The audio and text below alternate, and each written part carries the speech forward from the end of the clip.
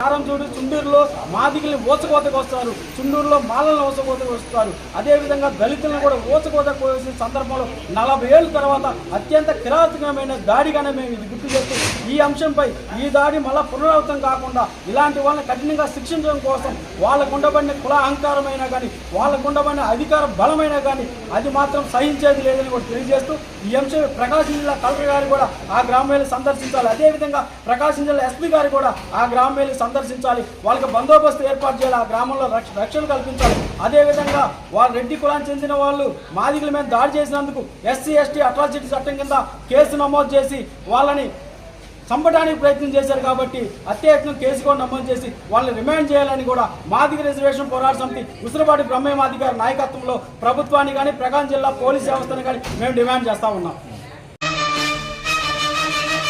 ఏ అసురుడు సృష్టించిన పంచమ తంత్రం, నరజాతిని వంచిన దారుణ కుల మంత్రం, నరకబడిన శంభూకుని శిరం సాక్షిగా, తెగిపడిన ఏకలవ్య బొటన వేలు సాక్షిగా